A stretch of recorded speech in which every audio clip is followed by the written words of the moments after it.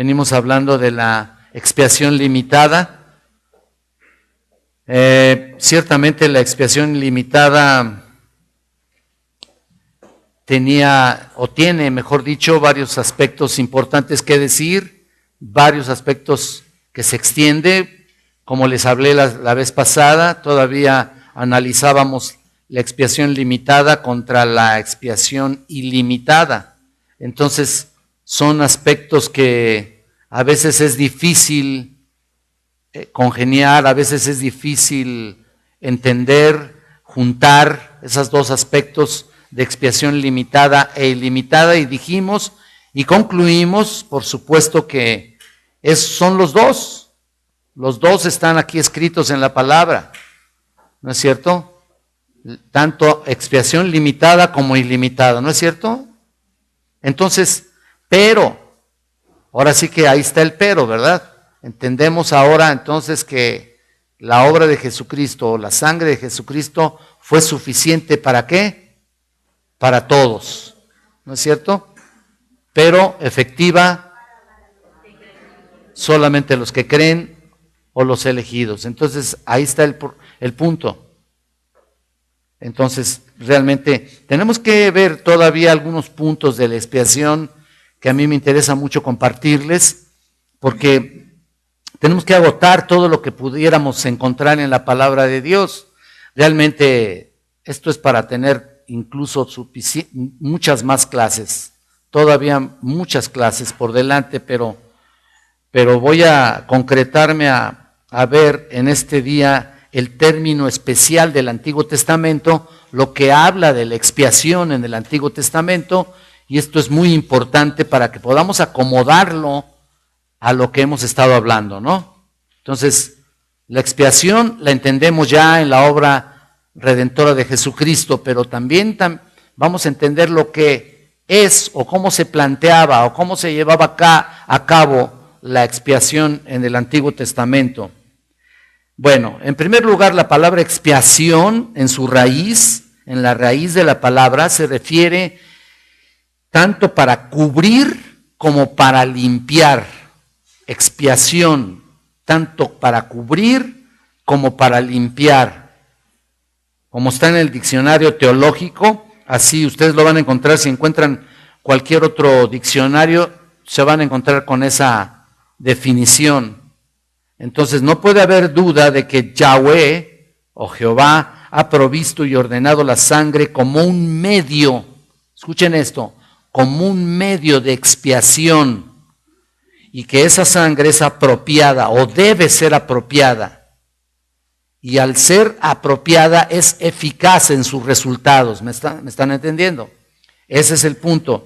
Es eficaz como tal en virtud del nefesh, el alma o la vida, nefesh, lo cual está contenida en ella. El diccionario teológico también podemos encontrar ahí esta definición.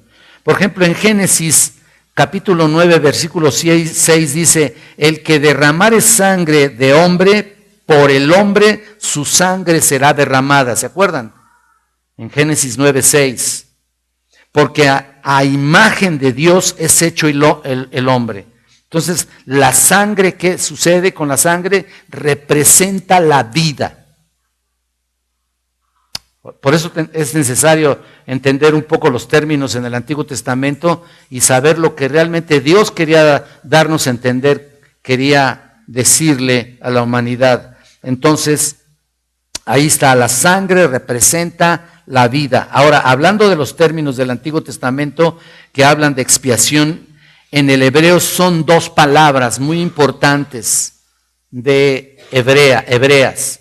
Una es la palabra koper y otra es la palabra kapar. Koper y kapar. Entonces son dos palabras en hebreo muy importantes que significan que la vida del animal sacrificial en el Antiguo Testamento especialmente simboliza por su sangre requerida, oigan esto, su sangre requerida a cambio de la vida del adorador, a cambio de la vida del adorador. En otras palabras, aquí está también implícita la doctrina de la sustitución. pero no voy a tocar ese aspecto. Nada más quiero dar a entender bien y lo más que podamos ahorita entender lo que significa el sacrificio o la sangre que representa la vida y por supuesto que simboliza que es a cambio de la vida del adorador. En otras palabras, en lugar de, ¿no? O sea, ahora, ¿se acuerdan ustedes por qué ponían las manos sobre el animal? No sé si se acuerdan del Antiguo Testamento, ¿no? ¿Por qué ponían las manos sobre el animal? Porque eso simbolizaba, escuchen esto, una identificación. Es decir, yo debo morir en lugar de este animal, o el animal debe morir en lugar mío, ¿no? ¿Se dan cuenta? Entonces el animal estaba muriendo en lugar de ¿quién? De mí, en lugar mío. Entonces el sacrificio de animales en la teología del Antiguo Testamento era la expresión simbólica de la vida, de una vida inocente, que no tenía la culpa para nada, ¿no es cierto?, dada por la vida del culpable. Es muy importante entender este asunto, esta doctrina. O sea, porque el animal, pues, ¿qué culpa tiene de morir, no? Tú dices, pues, pobrecitos, ¿no? Pero eran millares ahí. Aunque no era un ser moral, el punto es que apuntaba ¿a quién? Exactamente. Un animalito ahí, inocente ahí, pues apuntaba realmente a Cristo. El Cordero de Dios, ¿se acuerdan ustedes? Que quita el pecado del mundo. Y ahí está simbolizando precisamente todos esos animales que pasaron por el sacrificio, no apuntaban a otra cosa más que a Cristo. No era otra cosa más que recordarles a todos ellos que algún día vendría alguien, por supuesto el Mesías, a morir en lugar de ellos, ¿no? Ahora miren esto, yo sé que ha sido algo difícil comprender completamente, pero espero que sea de mucho provecho para sus vidas. Recuerden que Pablo especialmente se refiere a Cristo como nuestra Pascua. No sé si se acuerdan ustedes, como nuestra Pascua, nuestro Cordero Pascual. Así lo describe Pablo. Entonces es muy importante. Recuerden que la palabra Pascua en Éxodo 12, cuando Dios saca a su pueblo de Egipto en la última de las plagas, lo saca. ¿Qué sucede ahí? ¿Se acuerdan que mueren todos los primogénitos? Pero para no matar a los primogénitos de los israelitas, ¿qué sucedió? Dios aceptó que un cordero ahí, ¿no? Ahí está. Dios aceptó un sacrificio de un cordero y la sangre del cordero de ahí, o sea, se puso en los dinteles de las casas, ¿se acuerdan ustedes? Fue puesta ahí precisamente para que la muerte pasara de largo y no les hiciera ningún daño a los primogénitos de los judíos. Y ahí está la sangre, ahí está otro simbolismo maravilloso de quien vendría a morir y a limpiar y a protegernos de la muerte, a salvarnos de la muerte, a salvarnos de la condenación eterna. Ahí está, bien claro, ¿no? Entonces un cordero ahí, que quita el pecado del mundo. Incluso de ahí en adelante esa es la Pascua. La sangre, o sea, a partir de ahí se determinó como la Pascua. La sangre de un cordero los libraba de la muerte. Pero quiero que pongan mucha atención, por favor, escucha esto. Cristo toma la Pascua horas antes de ser entregado. Lo que llamamos la última cena, ¿se acuerdan? Esa noche, ¿no? Lo que vamos a festejar hoy, ¿no? Bueno, y en el tiempo que los judíos celebraban la Pascua, esto es maravilloso, de hecho la celebraban varios días, no solamente era un solo día, ni una sola tarde, por decir así, pero la festejaban varios días. Cristo muere en la Pascua. ¿Te das cuenta qué maravilla? Es en el calendario judío incluso, todo obviamente guiado por Dios. en la última cena toma una de las 3 copas de la Pascua, de la ceremonia que Dios había establecido, y convierte la Pascua, la transforma en la cena del Señor. ¿No? Qué maravilla eso, ¿no? Antes de ser entregado en el memorial, se establece el memorial, se establece la ordenanza. Y Cristo muere precisamente en la Pascua. Entonces, como creyentes participamos, por así decirlo, de una Pascua modificada por el Cordero de la Pascua. ¿Sí me explico, hermanos? Digan amén o no amén. Sí, porque se me quedan viendo. ¿Con qué se come eso? Pues ahorita en la tarde a ver si participan de la cena, ¿verdad? Entonces se van a dar cuenta precisamente de eso, ¿no? Y otra vez, Dios en su soberanía apuntaba todo, que esa noche cuando dijo, tomad, comer, ¿se acuerdan? Que Jesucristo, tomad, comer, esto es mi cuerpo, como algo simbólico, es un memorial, esta es mi sangre del nuevo pacto. Ahí está la transformación de la Pascua a la cena establecida, que por muchos es derramada para remisión de pecados.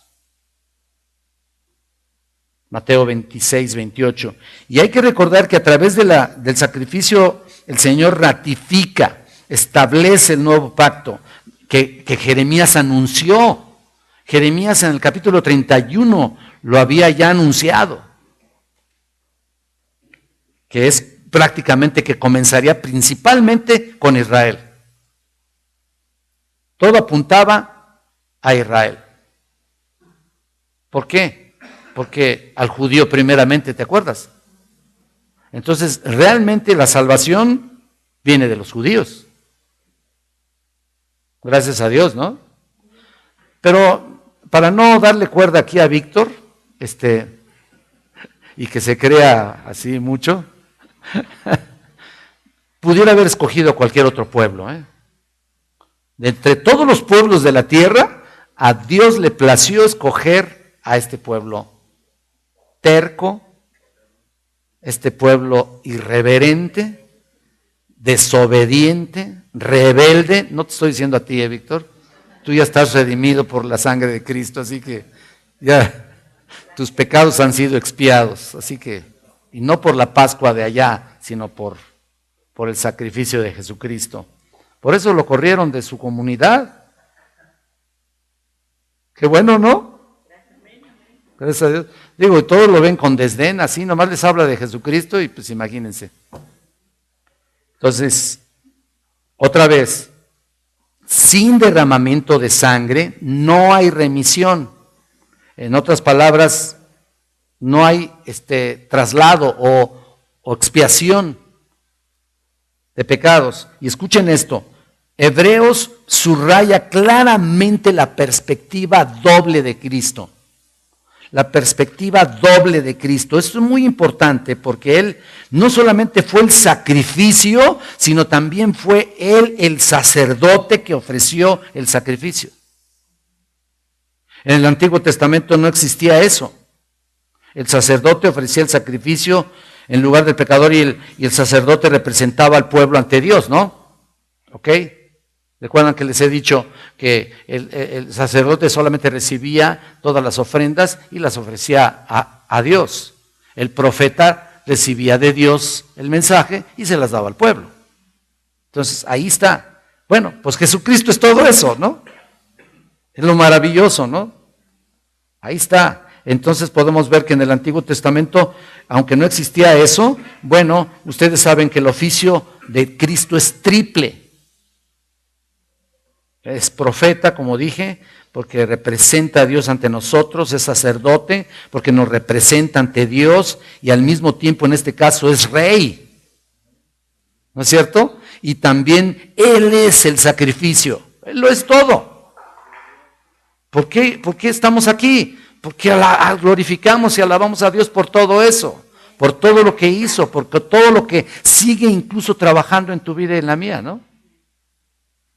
Qué maravilla. Entonces el concepto de que una persona muera voluntariamente por otro, digamos para apaciguar a los dioses, No sé si tú lo sabes, lo puedes ver a través de la historia. Muchas culturas así tuvieron esa intuición en su conciencia de alguna u otra manera. Y quiero que lo escuchen bien.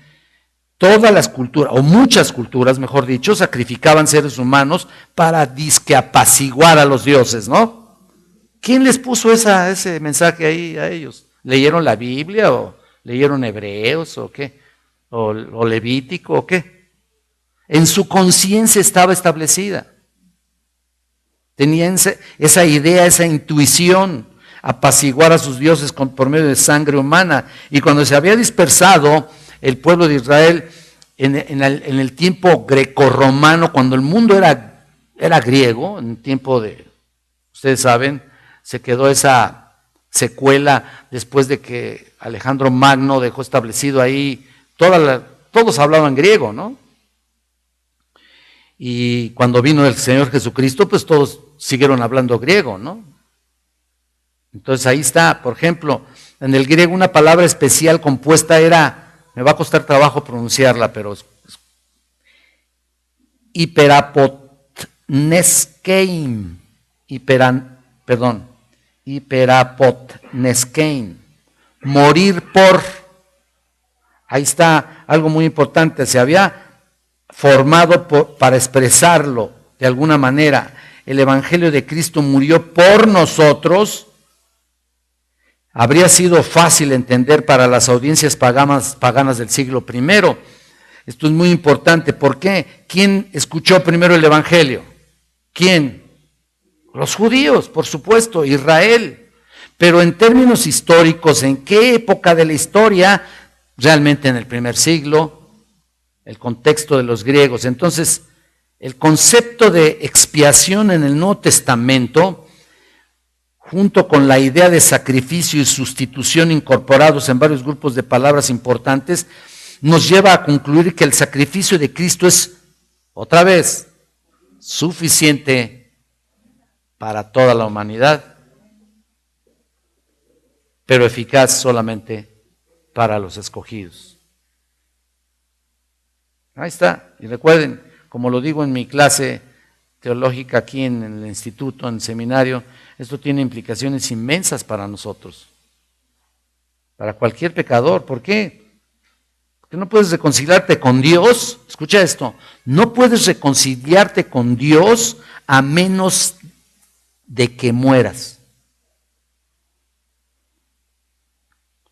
Punto. Porque alguien tiene que morir. ¿No? Alguien tiene que morir. O tú o alguien muere en tu lugar. Y escuchen, debido a que Dios es santidad perfecta y absoluta y justicia perfectos, no va a tolerar que un solo pecado quede sin ser pagado, juzgado y condenado. No va a tolerar, porque Él es justicia, santidad perfectos. Entonces, o tú pagas por el pecado, como pecador en el lago de fuego eterno, si mueres sin Cristo, ¿no? O alguien tiene que pagar. Y miren, el pecado del pecador es tal que la ira de Dios, su santidad, están abismalmente separados. Otra vez lo repito, el pecado del pecador es tal y la ira de Dios y su santidad están completamente separados, abismalmente separados entre lo pecaminoso, lo terrible del pecado y lo perfecto de Dios. ¿Te das cuenta de eso? Está abismalmente separado. Y hay una distancia a tal grado que ni siquiera, hoy escucha esto, ni siquiera toda la eternidad que pase un incrédulo sin Cristo en el infierno es suficiente para satisfacer la ira de Dios. Es suficiente para satisfacer o para apaciguar la ira de Dios. Solo por sus pecados, nada más, solo por los pecados de uno, nada más. Piensen en esto, porque si fuera así, pues después de 100 años en el infierno, pues ya diría, pues ya cumpliste la condena, ya puedes salir, pues ya el purgatorio clásico, ya la llevaste a cabo, pues al cabo ya cumpliste con eso, ¿no? ¿Sería así? Pues para nada, ¿no? Ya acabaste de expiar tus pecados, ya puedes salir. Y escuchen esto nos da una perspectiva, una idea, piensen en esto, y es escalofriante. Y nos debe llevar a postrarnos. Escuchen, cuando Cristo en la cruz lleva el castigo por el pecado de los que creen en Él, cuando el Padre le da la espalda, ¿se acuerdan? Recuerden eso.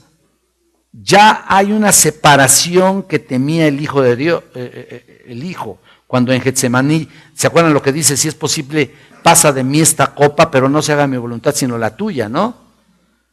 Cuando Dios está ahí en ese momento, Dios está derramando su furia, la furia de su ira en contra del pecado que Cristo estaba llevando. ¿Cuál pecado? ¿El de Él? No, el pecado de los que habían de creer en Él a lo largo de la historia, pero simplemente hay que ponerse a pensar la cantidad de creyentes a través de la historia, a lo largo de la historia, que por la gracia de Dios están en el cielo.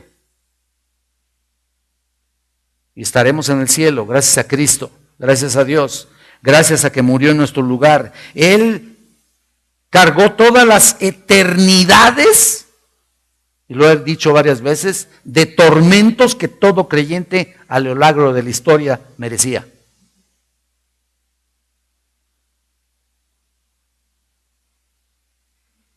Todas las eternidades. Wow, esto es monumental, esto es incomprensible para un mundo impío, y espero que lo comprendamos nosotros. Nuestra mente a veces no alcanza a captar así todos los hilos, solo en la gracia entendemos esas dimensiones. Por eso Pablo oraba en Efesios 3:18, y seáis plenamente capaces de comprender con todos los santos cuál sea la altura, la longitud, la profundidad y la altura, y de conocer el amor de Dios que excede a todo conocimiento. No hay más que el amor de Dios. ¿Ven cómo prevalece el amor de Dios, no? Por encima de todo. Los pecados de un solo pecador lo condenan a una eternidad de tormento. Y eso es lo que estaba pagando Cristo en la cruz. Por tu eternidad, por la mía. Ahora imagínate todos los convertidos, ¿no? Pensemos en eso. Eso nos muestra lo mucho que peca una sola alma. Fíjate nada más, una sola persona contra la santidad de Dios y lo perfecto que es en su estándar, ¿no? Y solo es a través de Cristo. Y esto es glorioso, asombroso, maravilloso. Por eso vemos en 2 Corintios 5, para concluir este punto. Noten aquí 2 Corintios 5, 5:21.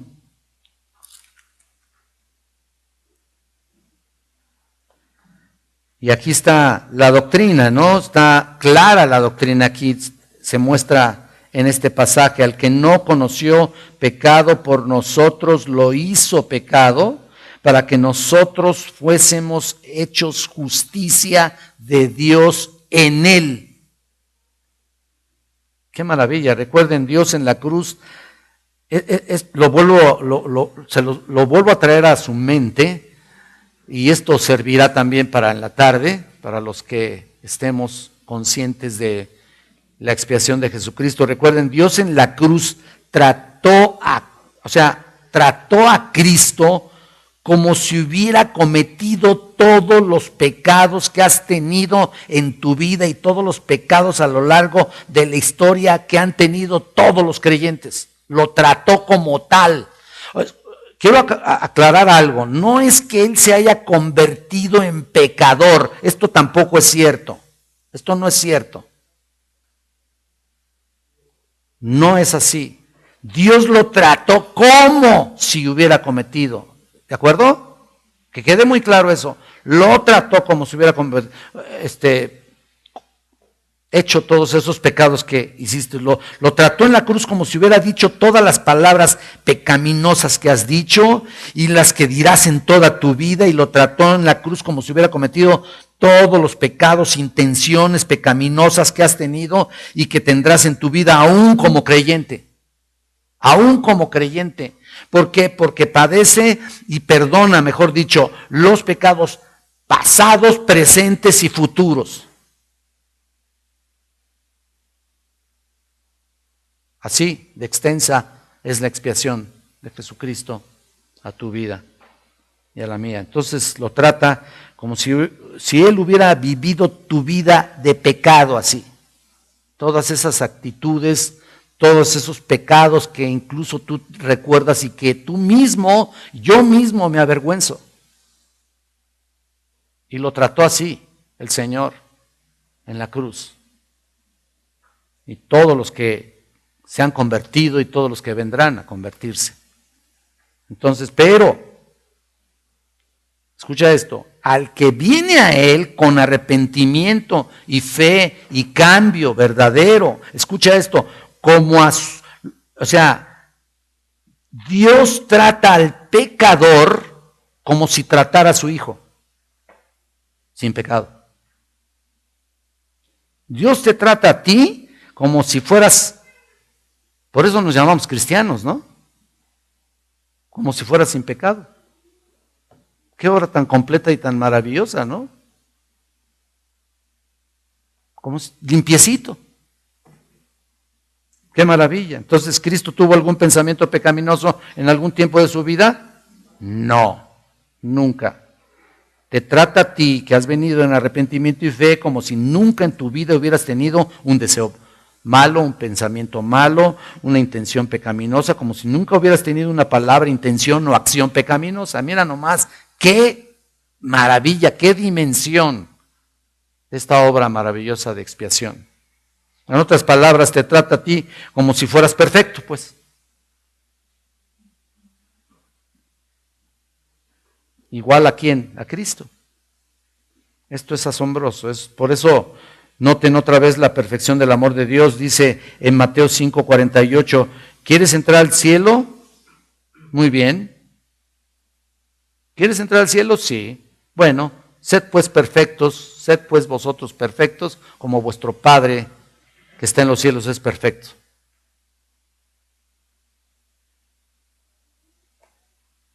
Si deseas entrar al cielo, sé perfecto. ¿Como quién? Como Dios. Eso es lo que dice. ¿Quieres entrar al cielo? Muy bien, sé santo. ¿Como quién? Como Dios. O sea, el estándar no va a bajar, nunca, no tiene por qué bajar.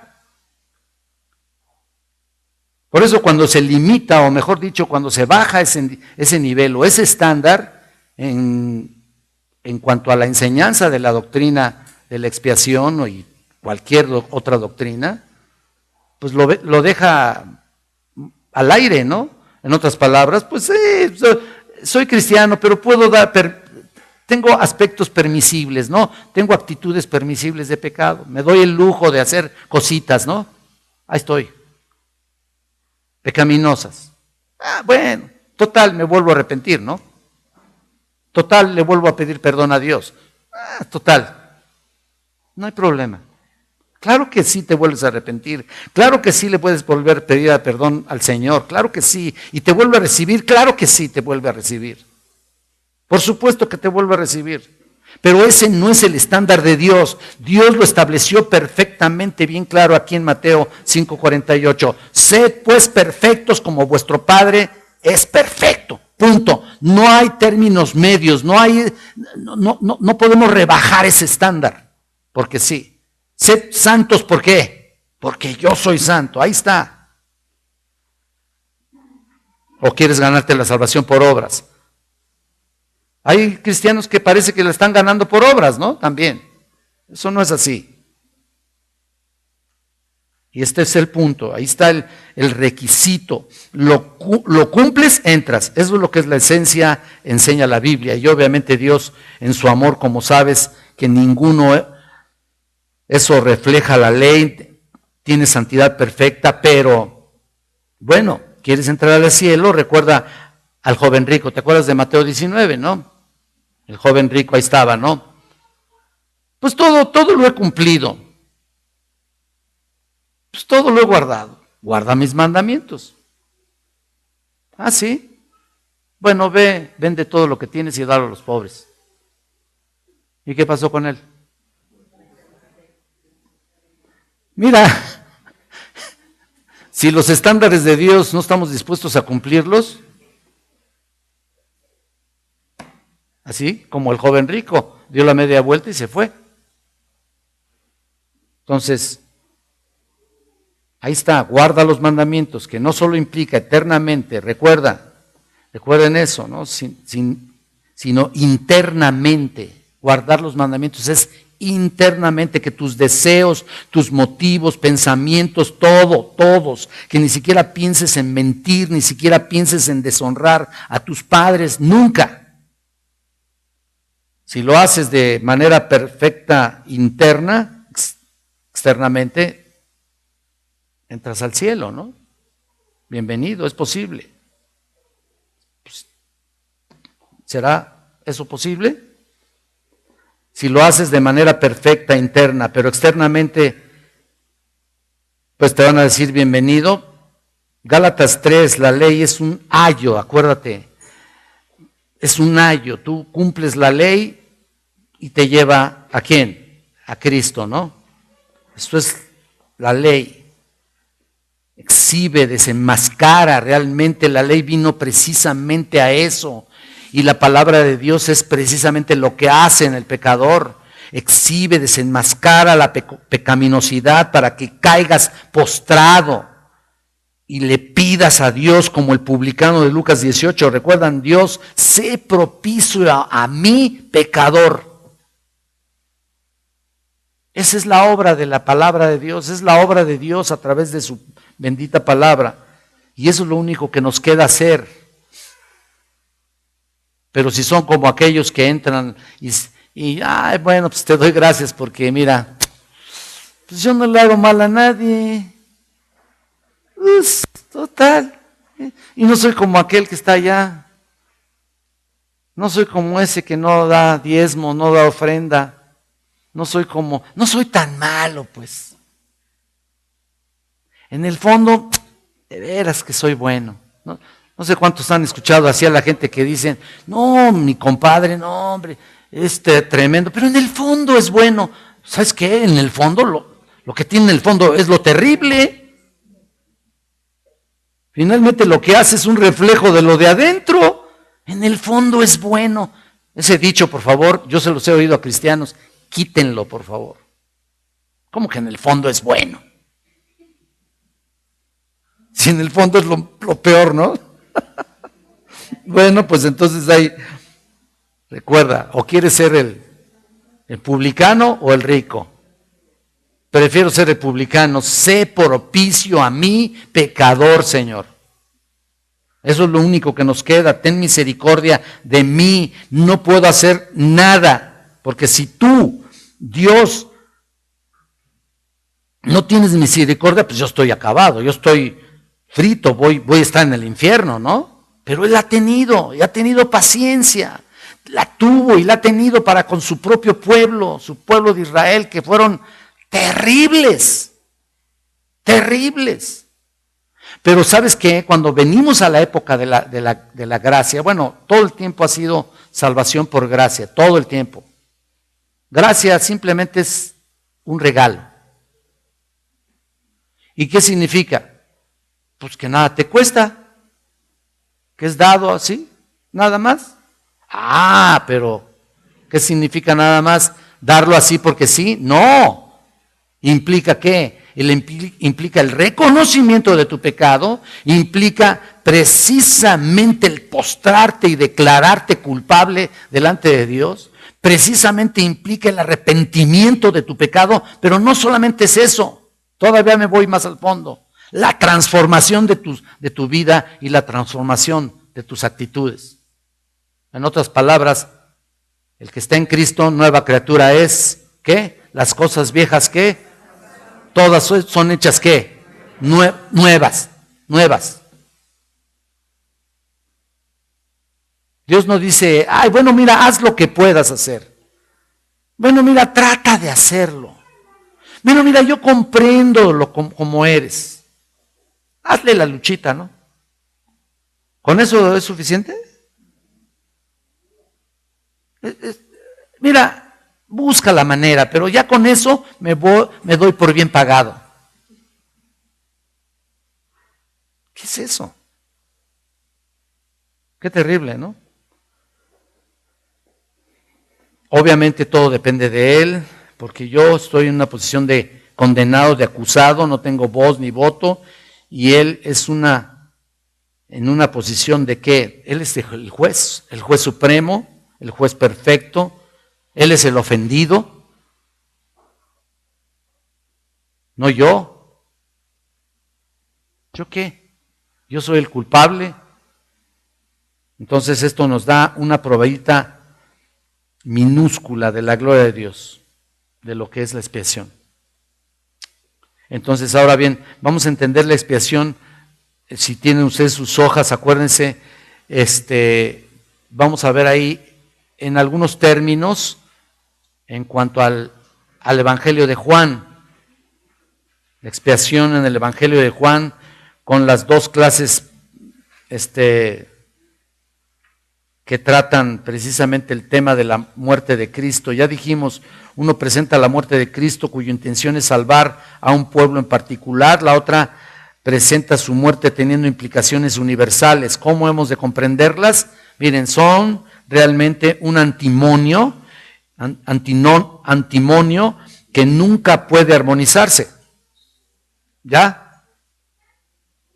En otras palabras, hay aspectos doctrinales que nunca van a estar completamente bien así. O hay alguna manera de comprender los pasajes que exaltan las maravillas de Cristo y al mismo tiempo, pues imagínate nada más todo lo relacionado a nuestros pecados. Qué terrible, ¿no? Entonces, bueno, ya nos hemos dado cuenta, pero observen, estaremos repitiendo algunos textos, pero lo haremos a manera de conclusión en estas últimas puntos que nos quedan en sus hojas, si es que las conservan. O en otras palabras, si es que las trajeron. A ver, ¿quién trajo la hoja? Estoy viendo que no la tienes, así que, ay, sí, la saca de su bolsillo. No, está bien, está bien. No voy a juzgar eso. Vamos a ver, número 1, la muerte de Cristo es para una gente en particular. ¿Lo están viendo? Pues no me dicen nada, si sí o si no. Y dicen que la trajeron, ¿qué pasó? Ok, la muerte de Cristo es para una gente en particular. Vamos a ver el capítulo 10, recuerden que vamos a estar analizando esto ya realmente a vuelo de pájaro, el capítulo 10, la esencia que está ahí. En primer lugar, ahí el capítulo 10 presenta esta verdad, se encuentra en el capítulo 10, Cristo afirma en el versículo 11, yo soy el buen pastor y el buen pastor su vida da por las ovejas. Ahí está la primera, aspecto de dar por las ovejas. En realidad lo que habla de la expiación, obviamente también ahí es sustitución, como les dije. Y en el versículo 14 a estas ovejas las identifica con, 2 veces como suyas. En el versículo 15 afirma, pongo mi vida otra vez por las ovejas. Ahí está. Entonces Jesús dirigió estas palabras a los judíos en la fiesta de los tabernáculos en el 7º mes. Si tú quieres observar eso, lo puedes ver en el 7, Juan 7:2. Entonces, más adelante, en ocasión de la fiesta de la dedicación, que se le llama Hanukkah, realmente, en el 12º mes, Jesús se encuentra nuevamente ahí en Jerusalén, en el 10, 22 y 23. Fue entonces que explicó que la incredulidad de los judíos era una señal de que no eran sus ovejas. No sois mis ovejas, ¿se acuerdan lo que dice? No sois mis ovejas, en el 10:26 para ser exacto.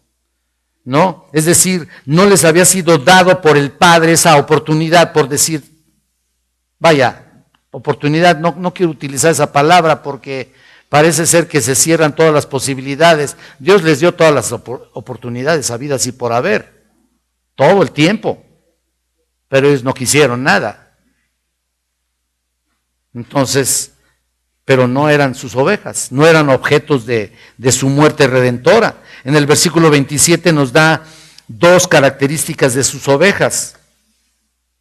Estamos hablando todavía del capítulo 10, ¿no? 10 de Juan 10. Entonces, el versículo 27 nos da esas características. Oyen mi voz y me siguen, ¿se acuerdan?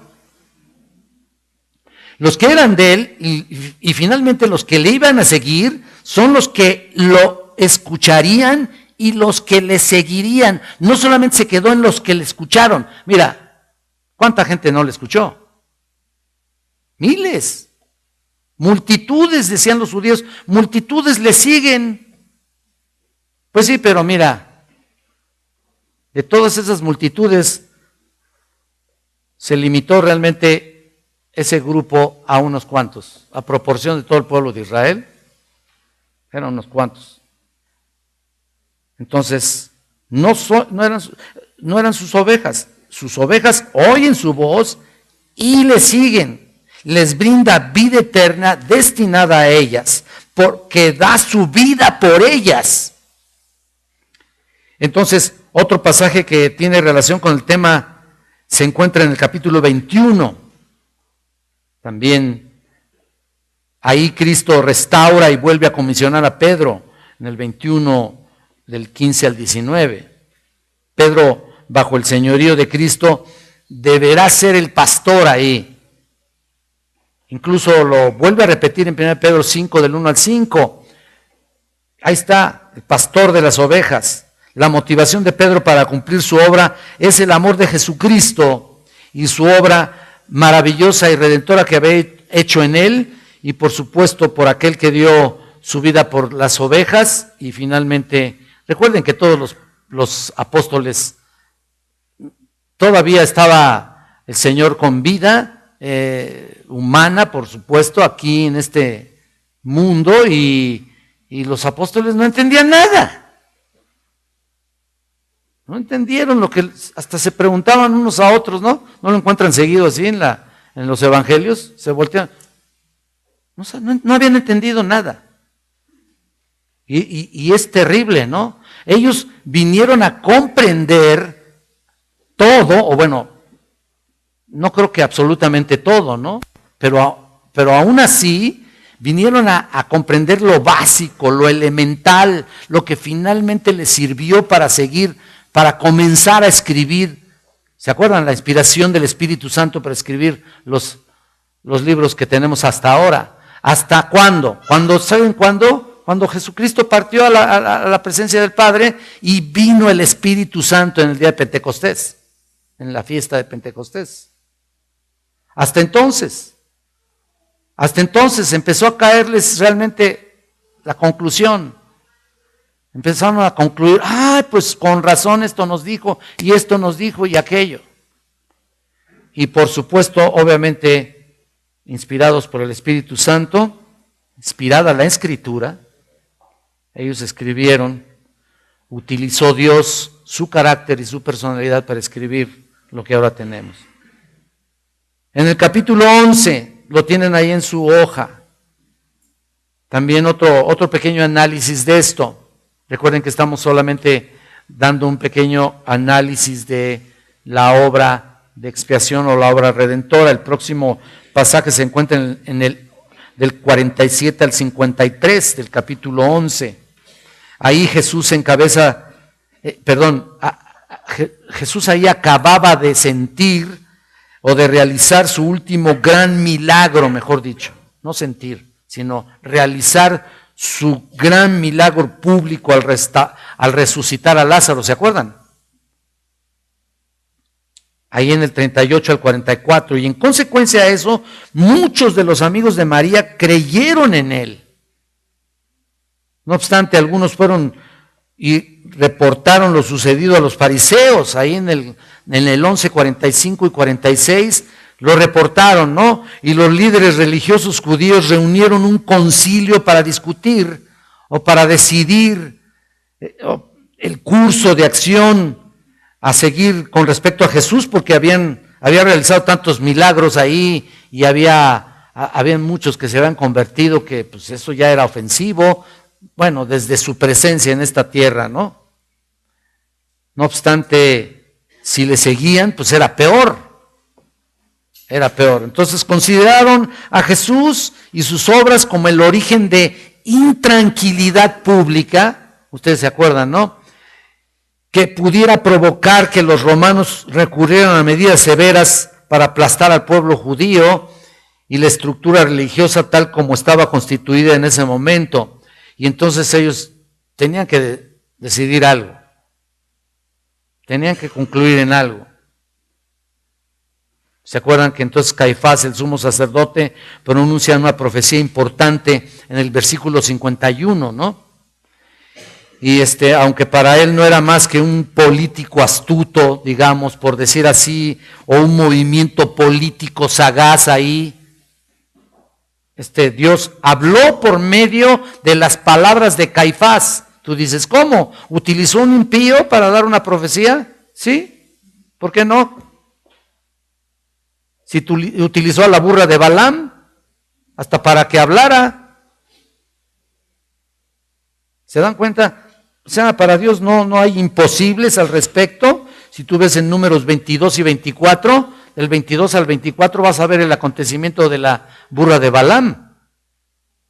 Estas son las palabras de Caifás, escuchen. Vosotros no sabéis nada ni pensáis que no conviene que un hombre muera por el pueblo y no que toda la nación perezca. Te lo dejo de tarea. Exacto. 11 del 49 al 50. Apúntenlo. Les voy a preguntar la próxima semana al respecto, a ver qué es lo que significa. Aquí hay varios teólogos que estoy viendo. Entonces, que sí pueden identificar estas palabras. Otra vez lo repito, vosotros no sabéis nada ni pensáis que no conviene que un hombre muera por el pueblo y no que toda la nación perezca. Aprendemos muchas cosas ahí. Mira, aprendemos, y creo que están en sus hojas.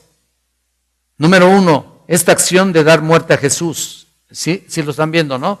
¿O no? ¿No está en sus hojas? Tiene un orden maravilloso en sí.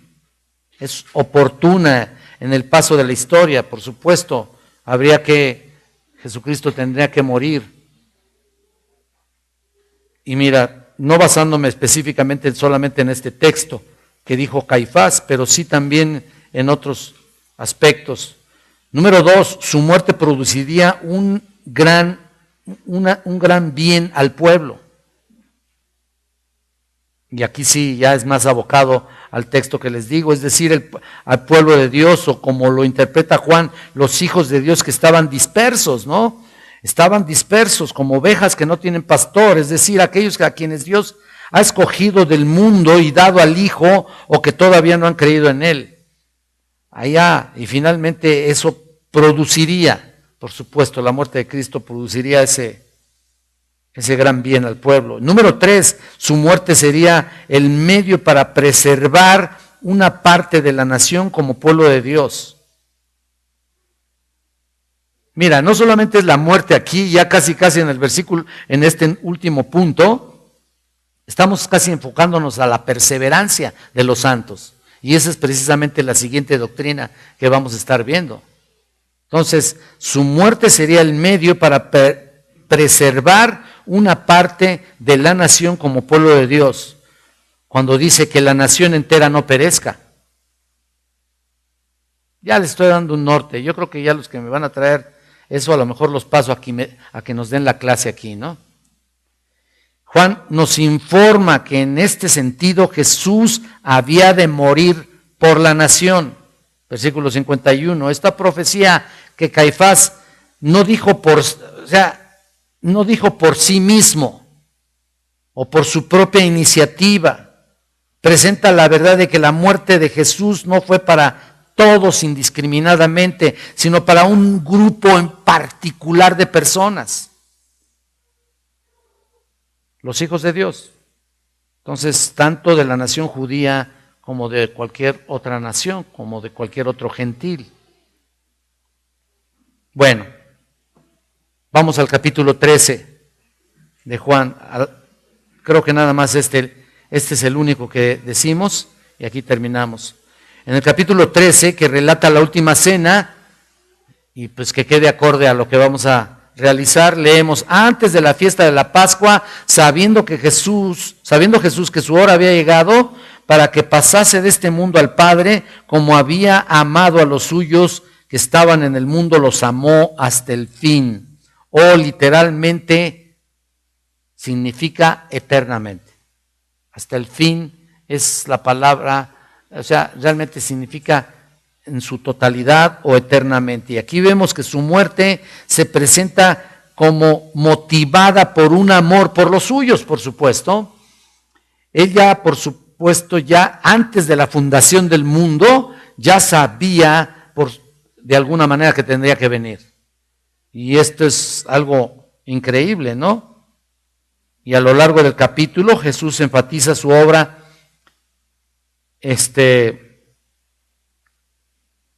a todos, excepto a uno. ¿Se acuerdan ustedes? A uno solamente, aquel a quien le dio el pan mojado, ¿se acuerdan?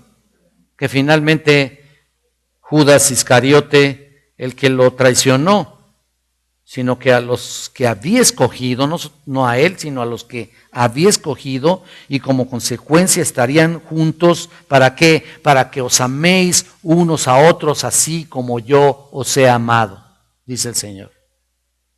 ¡Qué maravilla! Ahora, tú te preguntas, ¿por qué Judas no? Judas tendrá la oportunidad de un día reclamarle al Señor para decirle, pues, ¿por qué no me escogiste, no? Y ya lo hemos hablado, recuerden la responsabilidad humana. Él tuvo toda la oportunidad. Los 3 años justitos estuvo con Jesús, ¿no es cierto? Él tenía la responsabilidad. Otra vez, volvemos al punto de que es difícil congeniar estos dos aspectos. Es difícil entenderlo, pero mira, una vez que uno lo acepta y lo aplica a su propia vida y lo incorpora al corazón y al pensamiento humano, realmente vamos a descansar muchísimo. Habrá mucha paz en nosotros. Dejaremos de tener incertidumbre por la gente, por aquellos que les hemos predicado, por aquellos que les hemos enseñado. Dejaremos de tener esa zozobra que luego decimos, ay, yo le he hablado y no ha tenido la oportunidad de venir a Cristo. O tantos otros familiares que están en torno nuestro, ¿no? Que todavía no entienden o no quieren. Tienes que descansar en el Señor, porque no es obra tuya, no es obra mía. Tú cumple con tu cometido y lo demás déjaselo al Señor.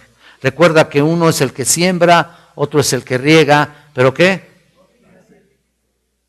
Dios se encarga del crecimiento. Y ahí prácticamente está hablando de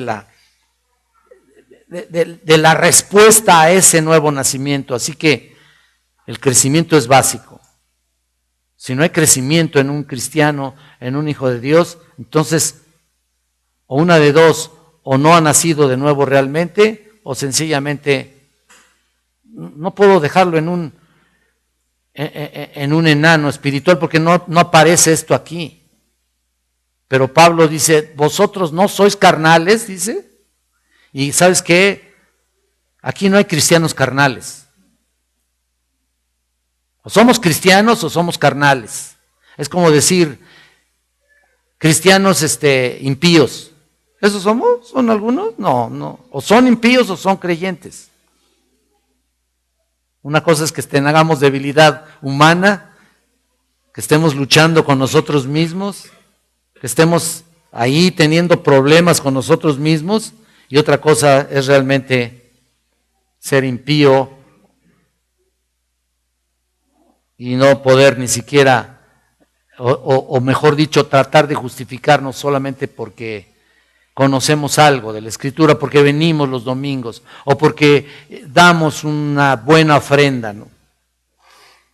Bueno, no estoy predicando, todavía me falta otro.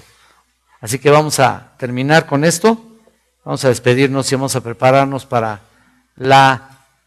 el servicio dominical de esta mañana. Oremos a nuestro Padre Celestial, por favor. Padre bendito, te damos gracias por tu bondad, por tu amor. Te pido bendigas este tiempo, todavía no terminamos, ya pronto estaremos entrando a la siguiente doctrina, a la siguiente fase. Te pido el entendimiento mío también, mi coordinación de pensamientos, para que podamos explicar bien lo mejor posible a tu pueblo, Señor. Bendice nuestro servicio dominical. Te alabamos y te bendecimos en nombre de Cristo. Amén.